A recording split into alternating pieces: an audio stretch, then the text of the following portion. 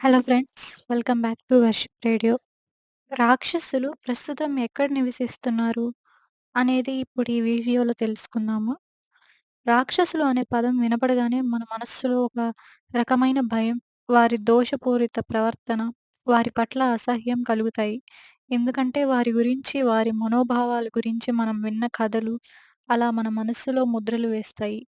ఇక పూర్వం వారి ఆకారములు, ప్రవర్తనలు ఎలా ఉన్నాయో యుగాలను అనుసరించి వారి బుద్ధులు మాత్రం మారలేదు. అటువంటి బుద్ధి కలవాడు రాక్షసునిగానే వర్ణింపబడుతున్నాడు.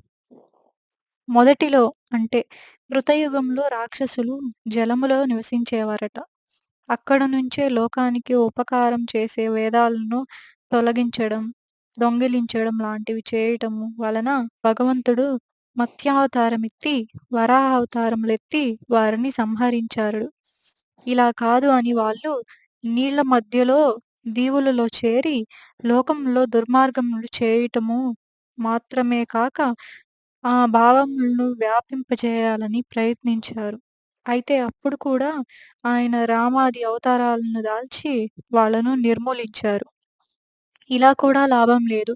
మన కార్యం నెరవేరాలంటే మనం మానవులు బంధువర్గాలుగా మారాలని సంకల్పించి కంస, దుర్యోధన, జరాసంధ, శిశుపాలాది రూపాలలో మానవులకు మరింత దగ్గరగా బంధువర్గంగా మారి, భూమిపై తమ ధర్మాన్ని విస్తృతం చేయాలని తీవ్రంగా ప్రయత్నించి, చాలా వరకు మానవజాతిని తమకనుకూలంగా మార్చుకోగలిగారు.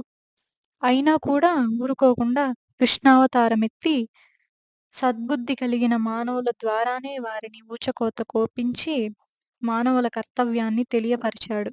ఇక మనం బయట ఉంటే వాసుదేవుని నుండి మనం తప్పించుకోలేము.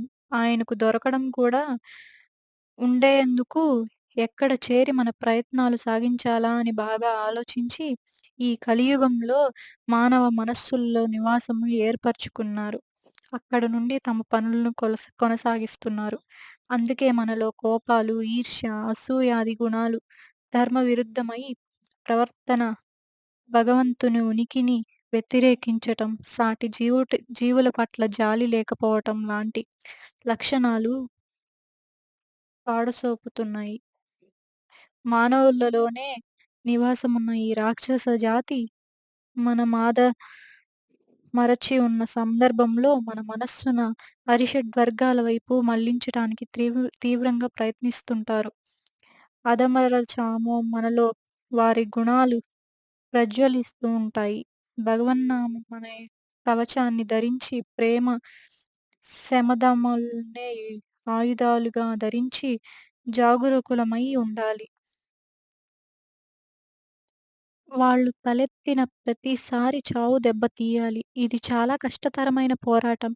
ఎదుట ఉన్న శత్రువులైనా కనిపెట్టి ఉండవచ్చు. లోపలున్న ఈ రాక్షసులను కనిపెట్టి ఉండడమే పెద్ద కష్టం. ఇక యుద్ధం ఎంత కఠినమో ఆలోచించాలి మనం. ఏ మాత్రం అజాగ్రత్తగా ఉన్నా మన పతనం ఖాయం. మనం జాగ్రత్త. Thanks for watching this video. Video నచ్చితే లైక్ చేసి సబ్స్క్రైబ్ చేసుకోండి.